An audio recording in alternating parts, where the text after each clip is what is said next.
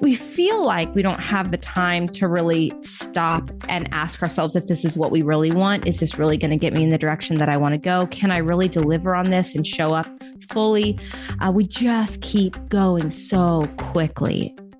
Hey, my name is Shay Cochrane, and I am obsessed with all things business, marketing, numbers, and helping you to navigate both the messy and the magical seasons of this thing called life.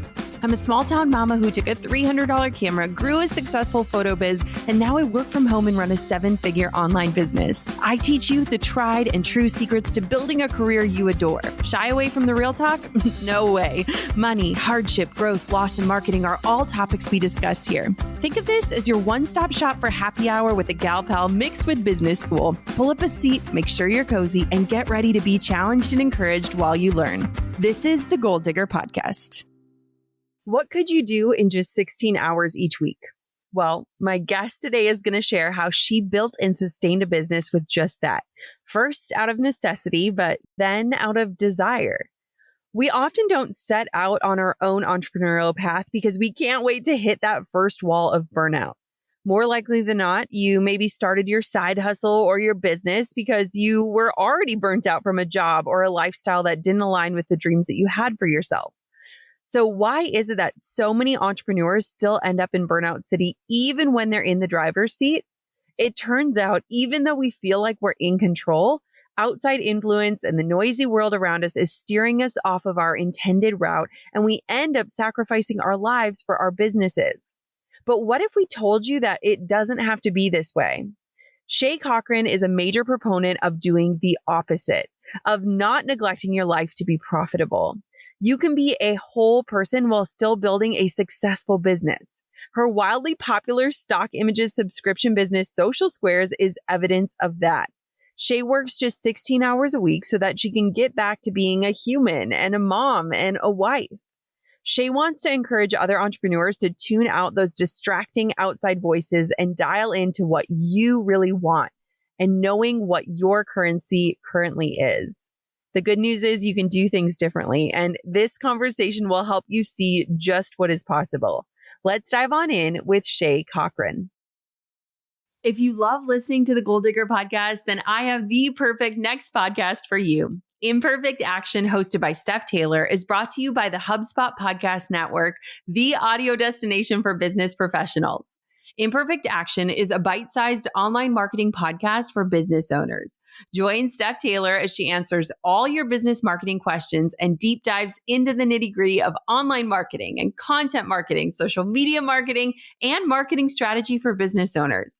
She recently covered the super hot topic of AI and how it could impact the online business world. You've got to tune into that if you're curious about all the benefits and the downsides of using AI in your content creation. Listen to Imperfect Action wherever you get your podcasts.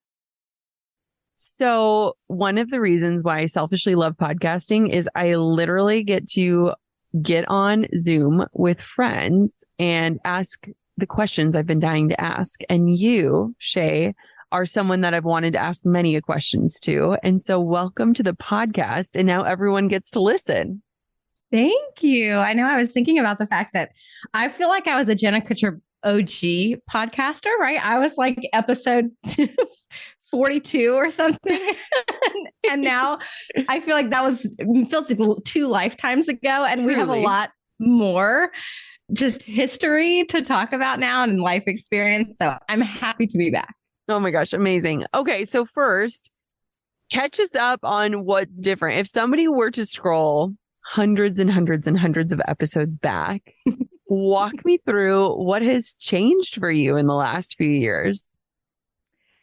It's funny. I think our original podcast episode was about iterating in business. And I think it was it took place when I was making the transition from wedding photographer, which we both, share a background in, into product and commercial photography. And it was kind of right at the cusp of that, what was a very kind of big overnight change for me. Yeah. And then since then, so I got into commercial and product photography. I got to shoot for amazing brands, like incredible female powerhouse owned brands like Sugarfina and Truffle Bags. And it just was incredible to do something new. But I was still in that like service grind of Yes. dollars for hours and flying out to LA overnight to shoot a magazine and things that really just weren't sustainable in the season of life that I was in, which was the season of life that you're in now, like life with young kids. I didn't want to be gone nights and weekends. And I wanted to own my time.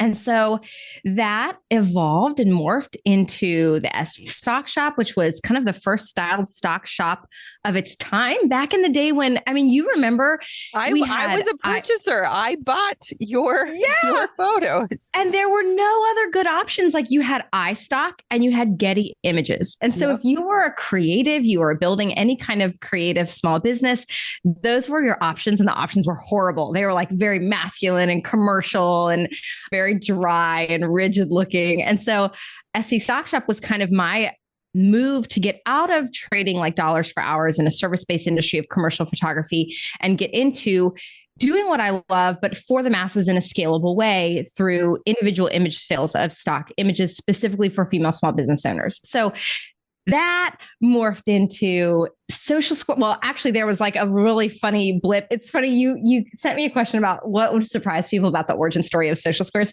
There's like a little blip in the story of Social Squares that I think is kind of funny. One is that Social Squares was like a series of bad ideas that eventually turned into a good idea. Wait, but tell me these bad ideas. On Etsy. The first time I sold stock imagery, I was trying to sell it in print, like prints on Etsy. Oh. And then I'm like, that was a terrible idea. That was before Artifact Uprising. That was before you could like order your Instagram photos. Anyway, we've clearly been in this game for a while. Then it was the SE stock box where that was when like Ipsy boxes were big and all those like mail order subscription boxes were big. And I was like, I'll package together a set of digital images and send them to small business owners, not literally in the mail, but digitally, that they would have for their business. So I'd send them like 30 images a month.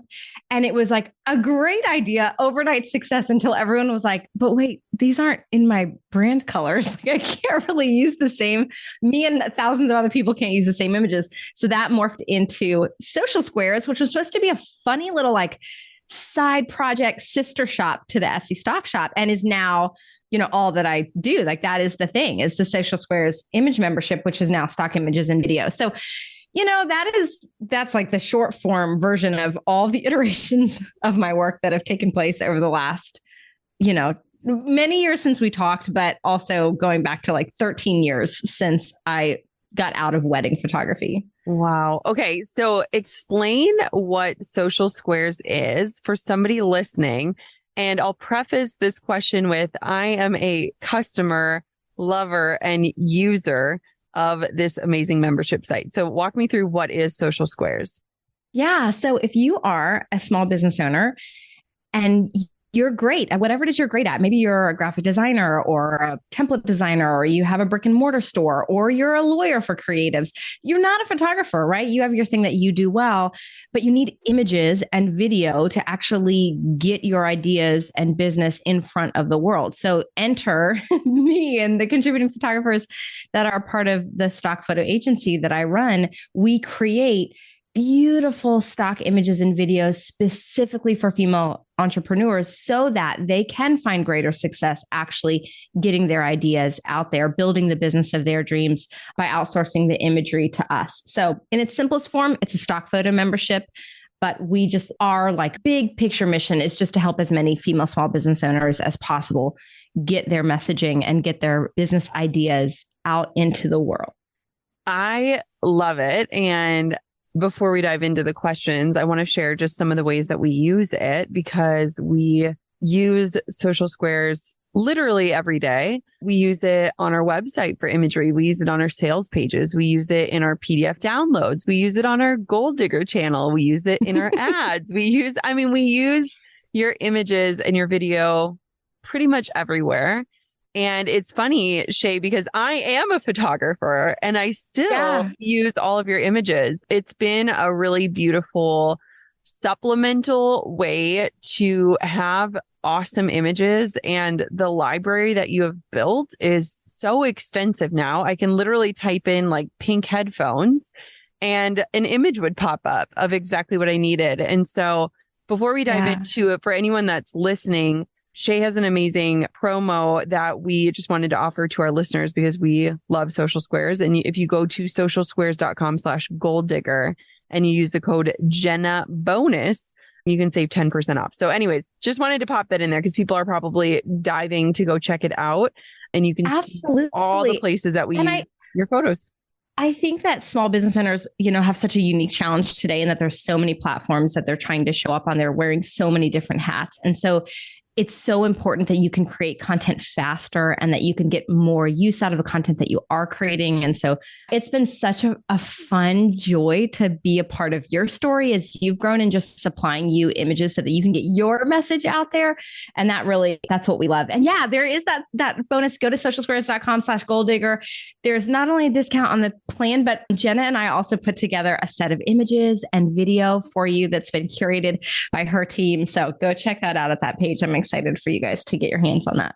Okay. So something that fascinates me about you, Shay, and I think something that I love about our friendship is you and I both, like, our innate tendency would be to hustle, right? Like the hustle comes easy, but it's not sustainable and it's not life-giving to us. And something that I really look up to you for is the fact that you work 16 hours a week.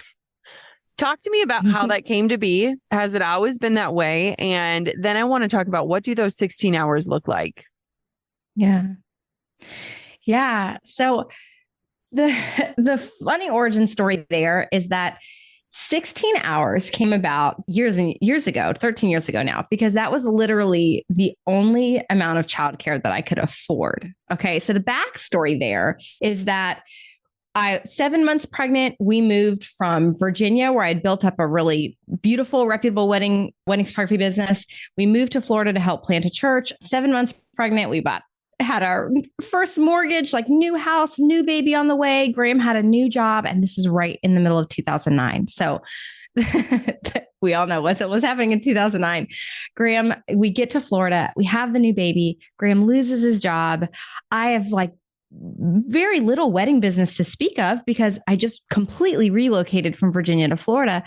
And we're sitting there making $500 a month, new baby, new mortgage, and no idea how in the world we're going to pay the bills. Like going to the grocery store with a calculator, literally adding up the food items as we put them into the cart. And so it was in that kind of squeeze moment, when all the walls are kind of pressing in, you're like, okay, what can I do? And we both kind of just started to, we had a little bit of an entrepreneurial spirit. I go a little bit farther back with the entrepreneurial spirit than Graham does. I was hustling friendship bracelets on the playground out of Altoids tin at age 5. So I always kind of had it in me and had built my wedding photography business. Graham was wanted to be a rock star. Anyway, his entrepreneurial journey was a little bit different, but we just had to find a way to make it happen, right? That was 2009 and we had bills to pay. We had a new baby. We had moved away from all of our family. We just had to find a way to make it happen. So it was in that season that we were like, okay, what can you do? What can I do? And what I tried to do during that time was start to build this commercial product photography business. And the reality was that while some women can do both at the same time, you're better at that than I am. They can do the parenting, can do the work at the same time. I was never that person. And the way that, how I found that out was the first year of Chloe's life.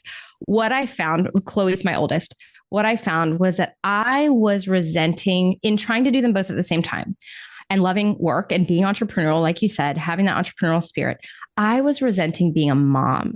So when I had a child on my lap and I was trying to answer an email, I wasn't resentful that I had work to do because I loved work. I was resentful that I had a baby that needed me. And as soon as that started happening, it really was a wake-up call for me that, man, this isn't who I want to be. This is not in line with where my heart really is. I chose to be a mom. I want to be a mom. I don't want to resent motherhood. So in that season, I had to find a way because we had to pay the bills and I had a new baby. I had to find a way to do both. And I couldn't do them at the same time without defaulting to loving work and resenting, the monotony of motherhood at times, especially with a newborn. So I had to find childcare. Long story short, I had to find childcare, and 16 hours. I mean, when you're broke, 16 hours was all I could scrap together. So what happened was that in those very early stages of building a business, I was forced to make decisions very strategically and intentionally so that I could actually build a profitable business with only putting 16 hours into it, because I wanted to spend the rest of the time as a mom. I wanted to spend the rest of the time with the kids. So it was that like beautiful boundary and that amazing limitation that really ended up being a catapult for growth, because I figured out how to use my time in the best way possible so that I could grow it as quickly and as profitably as possible within those time constraints. So that was the amount of childcare we could afford. And then as the business grew, I just kind of kept it, because that was the 16 hours. I go real hard in those 16 hours. So I am like, I do not answer my phone. I do not text. I do not do anything else. I mean, I have to like remember to get up and get lunch. I go real hard during those 16 hours. And because that's true, that 16 hours is kind of the line between burnout and health for me. Like that's the line wherein I can go real hard, and then I need to like kind of come up for air and then just be present in the rest of my life, the rest of the days of the week. And so here we are 13 years later, I've just kept it, even though now my kids are 13 and 10 and in school and I could work more hours. There's so many other things in life that I love spending my time doing. And so since I was forced with that boundary from the beginning, I've just kept it. And that boundary and limitation has always served as a tool and growth catalyst, and still does even to this day, just because it's such a decision-making filter. Oh, I love this so much. I was recently on a little play date with one of Coco's best friend from school and her mom, and me and the mom were talking, and she works part-time. And I was like, honestly, I think for a lot of women, part-time is the dream, because I think for women that aren't wired to be a stay-at-home mom, like I bow down to the stay-at-home parents. Like I am not wired to be one. Like Drew is an amazing stay-at-home dad. Yeah. But for me, I feel like part-time is that dream, that elusive goal of, you're still really active and present and available, but you also have that, escape of work and that different identity that you can step into. And I really love that. I know that's like, honestly, my goal for me is part-time. And so just thank you for sharing that. And I'm so inspired by that. I want to know, what do those 16 hours look like? Because I was listening to a podcast the other night, and they were talking about that idea of like your work expands to the amount of time you give it. And boy, is that true. Like I remember when I first had Coco, the amount of work I could get done during a nap time was like formerly what would take me all day. Right. And so talk to me about what those 16 hours look like. Do you structure them? How do you kind of get through all of the hats that you have to wear as a business owner in that amount of time? And are there any tips that we could take out for ourselves? Yeah. So I think it's different depending on the stage of business that you're in. So in the early stages, it was just me. And so if I only had 16 hours, then I had to decide, I had to apply the 80-20 principle. What 20% is actually driving 80% of revenue? Okay, that's going to mean I don't really have time for this, this, and this, but I do have to do these two things. Maybe it's showing up and shooting for me at that time, or the actual client interaction. And it was the tough decision that like so much stuff that seems fun and cool and good and everyone else is doing it, I'm just not going to have time to do. So I'm going to have to focus my time on the 20% that's actually producing 80% of the revenue, and do just that. And then the step above that was like, hire an assistant. Okay. So then I had one employee and she worked part-time, and I could still focus on on my highest contribution, the things that only I can do, the things that really drive revenue. And then she could kind of handle some of the other stuff. And the business, the company, and the team and myself have all continued to evolve with that same model of how can I stay in my highest contribution?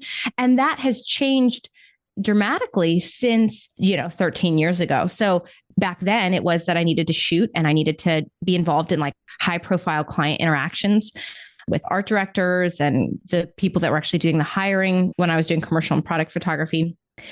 So that is what it was then. Now, so now I'm 13 years into business and I have a small team and they all work part-time. Now, the best use of my time as a CEO falls into 4 different categories for me. One is connecting. So I need to be connecting with my team. So there's a lot of team leadership involved, and then connecting within the industry, like connecting to industry peers and friends, supporting other people in the creative industry. So connecting is one of them. Learning. I really need to be learning. If I don't learn, I will die. I will die out. I will become irrelevant. So I have got to allocate time to learn to grow as a leader, learn to grow as a technician within like the CEO role, learn to grow as a photographer. So I have to learn. That's the second thing. Third thing is creating. And creating could be images. Like I still shoot and contribute a little bit to the catalog, even though now we have amazing contributing photographers. So creating, but that could also mean creating content. That could also mean creating new org structure. I mean, there's a lot of things that can fall into the bucket of creating, but I need to apply my brain to creating, and then communicating or teaching. So how often can I share the vision of Social Squares with the world? Or how often can I share my own kind of ethos and way of showing up with the world? So those now CEO, 13 years in with a small team, it's like connecting, learning, creating, and communicating or teaching are the best use of my time in terms of what it puts out in the world. What's my highest contribution to the world? And then also allows me to show up in the way that I want to show up as a human and contribute to the team and to the company in ways that are unique to me. So that's kind of a then and now contrast. Always been 16 hours, but that is how I split up my time. I've experimented with time blocking. I'm a pretty focused person. I mean, you and I are probably similar in that we probably don't have a hard time getting things done. So I'm pretty decent at just like, here's my like top 3 things and sitting down and focusing on them and not getting too caught up. But that probably was learned because, like you said, you're trying to work during nap times and you learn to be really dialed in, and you learn the things that are going to distract you, and you understand how important it is for you to eliminate those things that are going to slow you down or distract you so that you can be hyper focused. So I think some of that is learned over time, but I'm not super rigid. I just make sure that everything now runs through the filter of those 4 categories. The Goal Digger podcast is supported by HubSpot.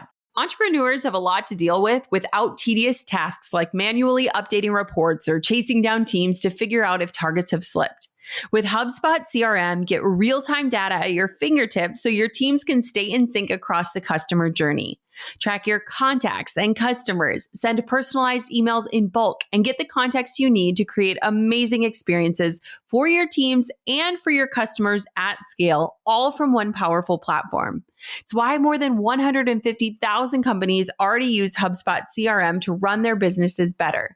Plus, HubSpot's user-friendly interface sets you up for success from day one, so you can spend less time managing software and more time on what matters, your customers. There's no better time to get organized. Learn how HubSpot can help your business grow better and get a special offer of 20% off on eligible plans at HubSpot.com/goaldigger. True or false? Pinterest is just a social media site. Well, you know what? It is absolutely false. Pinterest is also a search engine. And while you're busy pinning outfit inspiration, home decor, and the perfect margarita recipe, your people are trying to find you on the platform. And chances are they can't. And that is a massive bummer. But the good news is that we can change that. Let me give you my ultimate cheat sheet for Pinterest absolutely free. It is 7 pages to walk you through Pinterest and show you why your business needs to be using the platform, not just for social purposes, but also to drive traffic to the things that you're working so hard on. Hop onto Instagram and DM me the word ultimate, and I'll send you this absolutely free guide. Grab the ultimate cheat sheet to Pinterest that holds your hand and shows you the best way to capture your dream client's attention, the anatomy of creating the perfect pin, and how to get started leveraging this awesome traffic source. DM me the word ultimate and I'll deliver your free guide. Happy pinning. I love those 4 categories. That is super, super inspiring to me. And I feel like, too, if you're looking or doing work outside of those or getting distracted in ways that don't fall into those buckets, it's a really good wake-up call to like come back home to those categories. Those categories are going to be what helps you grow your business or maintain your business or scale your business. And I think that is a beautiful way to have like a really enriched business. Like when you said each of those categories, I feel like there is so much depth to each of them. I love that, Shay. And I variety, love that so much. right?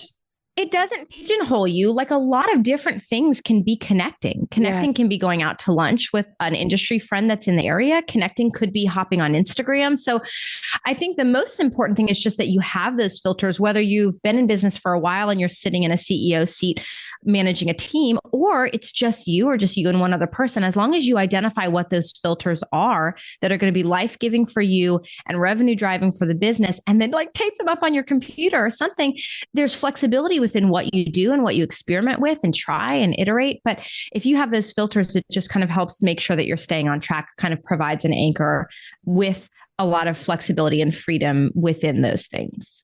I love that. One thing that I think is something that I'd love to chat about with you specifically is that a lot of listeners who listen to this show are in those early days, whether it's a side hustle or they're starting their business, or maybe they're even in that like idea phase of the business.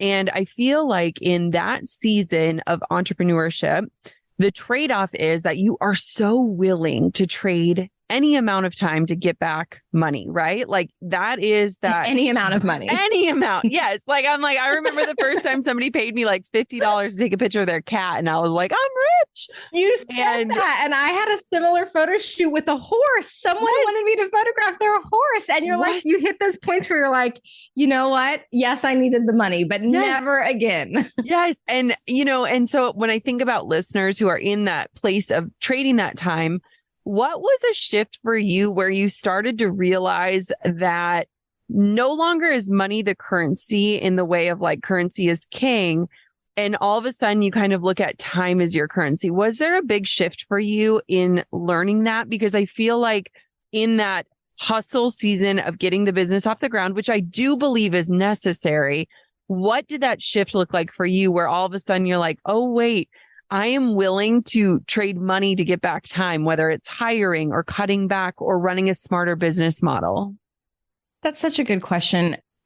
There's a few different things come up for me. One is that I don't know that there was a definitive moment. I mean, I certainly think having kids will do that to you, right? You just, I think something shifts when you become a parent, and your time, the value of your time changes, and things that were so important to you at one point in time, just kind of, they see a little bit of a shift. But even apart from that, even apart from becoming a parent, I think it really just depends on your willingness to be honest with yourself about whether or not you're creating the life that you really do want to be living. And so Graham and I have always made a practice of like end of the year, beginning of the new year, we get away to a hotel for a night or two.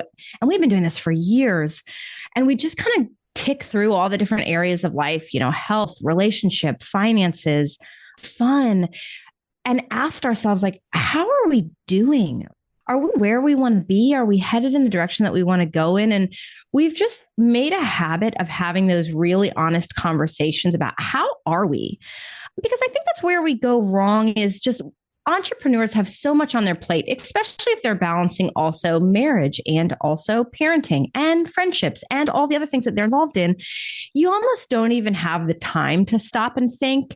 And so we just keep going, and we just say yes to the client inquiry, and we say yes to the opportunity, and we say, because we feel like we don't have the time to really stop and ask ourselves if this is what we really want. Is this really going to get me in the direction that I want to go? Can I really deliver on this and show up fully? We just keep going so quickly. And so I think you don't need to have kids to realize that, oh my gosh, my time is, I'm valuing my time differently. I think it just takes your one honest conversation away from what is the most valuable currency to me. There are seasons of life where money might actually be the most valuable currency to you. And within that honesty conversation is like, what is my enough? Like what? And, different people have different responses to phrasing it that way. But what is the life that you're trying to build? I mean, one of the most helpful questions that I've heard recently was from Rich Litvin. He's a coach to coaches. And he asked the question, if I ran into you 3 years from today, let's say I ran into you at a conference and I said, Jenna, how are you? And you were like, Shay, this has been the best 3 years of my life. And I was like, Jenna, oh my gosh, that's amazing. Tell me about that. Like, what made them the best 3 years of your life? the content of whatever you would go on to relay to me next, like that's the gold of the life that you're trying to build. And so questions like that have been really instrumental for me in saying like, yeah, if 3 years from now you ran into me and I told you it was the best 3 years of my life, why would that be? And oftentimes that doesn't have a whole lot to do with money. Sometimes it does. We have like legitimate goals. Like Graham and I have big giving goals. Like money matters. I'm not saying that money doesn't matter, but it's in asking and being really, really honest with those types of questions that I think has been just perpetually the catalyst, the recurring catalyst for making sure that we keep reorienting our lives in the direction that we want to head and identifying the currency that's the most valuable to us in that given season. Yeah. Because that's going to change as well. Yes, I love that. And I think that's such an incredible point of, even to this day, there are seasons where money, you go back into like, we need more money, or this is the goal, or this is what's happening, or we're building a house. And then you go into seasons where you're like, and now I just will do anything, whether it's get Uber Eats to save that time so I can do bath time tonight or whatever that looks like. And I feel like entrepreneurs oftentimes can get caught up in one of those tracks for too long without that evaluation. So I absolutely love that question. And I feel like even as you asked that of like, what would it look like to have the best 3 years? I feel like every listener immediately had a vision pop up of what they want that to look like. And that's what we need to be running towards or working towards. One thing that I'm curious about, because you are further on the journey of motherhood than I am, is I feel like a lot of times people convince themselves like, I will work so hard today so that eventually I can live the life I want. Have you ever felt like that? Because I feel like that is where a lot of people convince themselves, like, I will rest when, I will slow down when they miss it. Have you ever had that happen to you?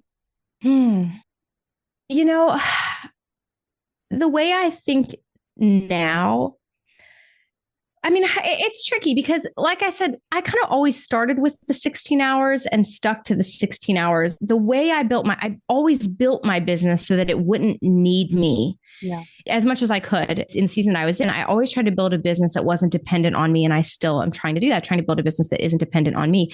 So it's a little bit different. I had a long view of like the type of business that I wanted to build. So there wasn't really a season where I was like, I'm just going to go all out. I'm going to work, late nights and early mornings. That isn't necessarily my story. I love that. I definitely think deeply about like the timeline with the kids, like you were just describing. My oldest, I have 5 more years with her. Yeah. I mean, 5 more summers with her under my roof is how we like count down the time. So I certainly think now how much I want every moment possible spent with her and investing in that relationship, because now she's becoming an adult and I'm like making deposits in the relationship we'll have as mother and daughter later. And the same thing with my second oldest. So I think my story's been a little bit different, but the weight of that is always really helpful for me in deciding what's worthwhile for me to invest my time in now. I mean, part of me actually thinks the reverse. Like I always admire the people in their 40s, 50s, 60s who are reinventing themselves and have wildly successful businesses later in life. I won't name names because I don't want to like call out people's ages, but there are people wildly successful in the back half of their life. And so I think I have kind of some of the reverse mindset, not that I need to do it all now, but like, Lord willing, I have the rest of my life to do that. Yes. And again, we're not guaranteed tomorrow. So I don't know that I have that, but Graham and I both kind of think like, man, it's such a short, in the span of your life, your time frame with kids is such a short span of time. I just want to be all in there. And I love having a business and I love running and building my business. I'm not the stay-at-home mom either, but I feel like I'm going to have the rest of my life to do this. So I'm making decisions based on that mindset versus like, let me do all the work now so that I like don't have to do it. Life can look different later. Yes. I'm like, let me be all in and present now because I'm going to have the whole rest of my life without kids in the house. I can build that business, or I can reinvent myself, or that kind of thing. So yeah, that's a roundabout answer to your question, but I think I just think about it differently. Well, and I think that's so powerful because I feel like that's how I am, in the sense of like, I only have this short window before they start school. Like, yeah, where exactly. I'm like, oh my gosh, this is going so fast. And so for me, I just feel like I keep coming back to this time where I'm like, no, like I don't want to put the pedal to the metal now. Like, I want to wait and trust that when the timing is right and when I'm ready to go, I know where that gas pedal is. And I love that you haven't had that experience, because I feel like I have been around so many successful entrepreneurs who wistfully talk about their children's lives and how they kind of missed them. Yeah. And I just can't, I can't, that doesn't resonate with me personally. And so I think that there's something beautiful to be said for people who are maybe convincing themselves right now of like, I'm just going to indefinitely hustle. To do it now. This is it. To have the payoff. Yes, because it's like, what if the payoff right now is your presence? What if that is the payoff right now? And so I love that. Okay, so one thing that I wanted to touch on before our wonderful conversation ends is, if somebody's listening to this right now and they're like, I need to get back time. I truly believe, as a user of what you have created through Social Squares, it has saved me so much time. But beyond saving me time, it's allowed me to show up. Talk to me about someone who is listening to this right now and they have words to say, but they don't know what to share with them, or they're not showing up because the images on their camera roll do not match the type of brand that they want to create. Talk to me about that, because you have created a true solution here that can get back people's time, whether they have 16 hours a week or 60 hours a week or whatever that looks like. Walk me through that. Yeah. I mean, for anyone that's familiar with 80-20 principle, we've kind of talked about that a little bit, but once you've identified what is really the best use of your time, and that's going to look very different for each person, you have to do something with the rest of that stuff, right? You have to either completely eliminate it, or you have to automate it, or you have to delegate it. And so I think imagery is one of those things that for most people, that's not going to be their strong suit. And it's going to take them a lot of time and investment to create the infrastructure, if we look at it like that, for them to communicate their message. And we don't want you focusing on how to get the message out there. We want you focusing on what your message is and getting it out there with the world. So I think what I love about what we've done is that we've created something that just helps women to show up and focus on the thing that's unique to them, on the contribution that's unique to them. And delegating something like imagery and stock imagery and video is just an easy thing to delegate, right? It's an easy thing to delegate. And I think the other reality is that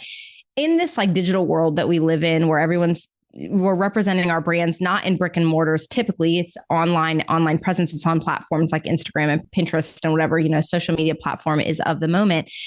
Unfortunately, in the mind of your target customer, your product or service is only as valuable, as trustworthy as the images that you're using to promote it. So yes, you can get any kind of imagery pulled off the internet anywhere, but your clients don't have the opportunity to come in and touch what you're selling and smell what you're selling and see what you're smelling. All they have to go off of is the imagery that you're using to represent your brand with. So it becomes just incredibly important that the level of imagery and brand visuals that you use is at the same caliber as the product or service that you're trying to sell. Because bottom line is just you're being judged based on it. So cheesy, poorly shot, grainy imagery is not doing what you need it to do to actually communicate the value and that build that know, like, trust factor with your customer. So I'm just excited that through Social Squares, I get to be a part of a lot of small business owners' journey in helping them to become really their fullest, best version of themselves and really absolutely see growth within their business because they're able to delegate off imagery and focus on the things that really are their sweet spot, and the things that if they can keep doing that, they're not going to burn out. Because if you're doing all of it, you're going to burn out. But if you can just focus on the things that are your thing, then you're going to have a much longer lifespan as a small business owner. So I love that we get to come alongside people like you as they're kind of building their business and writing their own entrepreneurial journey. I love it. Well, I am so grateful for the many pivots and failed ideas that led you to what you do today and how you show up in the world. And I am just so inspired by you as a woman and a CEO and a mom and a wife. Like, I really love watching how you do what you do and the way that you do it. And it has been just such a joy. Where can everybody find you, connect with you, check out Social Squares? Give me all the places. Well, first of all, that was very sweet of you. And the feeling is very mutual. I feel like we've both kind of come of age together as small business owners. Yeah, you can find Social Squares on Instagram at Social Squares. You can find me on Instagram as at Shay Cochrane, and definitely make sure that you check out socialsquares.com/goaldigger, because we've put together just a really fun exclusive bonus just for this audience. And I'm just excited for, just like Jenna has invested so much in the small business community, I think both of us are just excited to be able to kind of come alongside small business owners and equip them with tools and resources that they need so that they can write their own story. So definitely check that out as well. Shay, thank you so much for coming back. Can I just say, we have had a massive glow up since episode 42. Like, can we just like pat ourselves on the back? Like, it's been a good 3 years. Oh my gosh. Oh, we are awesome. 16 hours a week. I don't know about you, but I'm so inspired. I wonder what would happen if I gave myself just 16 hours each week to get the work done. Would it be possible? Is it feasible? Profitable? I don't know. I'm kind of up for a challenge. I know for me right now in this season of life, part-time is the dream. Maybe you don't have children and that part of this story doesn't resonate with you, but maybe you recognize that you started this side hustle or this business to get back your life, and maybe it took over your life. I loved Shay's 4 buckets that she focuses on, and I feel challenged by thinking about my work in that way. This episode was so full of richness in so many ways, and I hope you feel the same that I do. Social Squares has been a tool in our business for years. It is something that we literally use on a daily basis. It shows up in all of our content, on all of our pages, in our PDFs. You'll find Shay and her team's images all over the Jenna Kutcher brand. And I'm so grateful for people like her that have created solutions for those of us that need them. I think at the heart of business, it is finding a solution for other people and serving the world with that. And Shay is a beautiful example of how she's done that. And she's done that in just 16 hours a week. Thank you so much for listening to another episode of the Goal Digger podcast. I'm so grateful for your ears and your time today. And of course, until next time, keep on digging your biggest goals.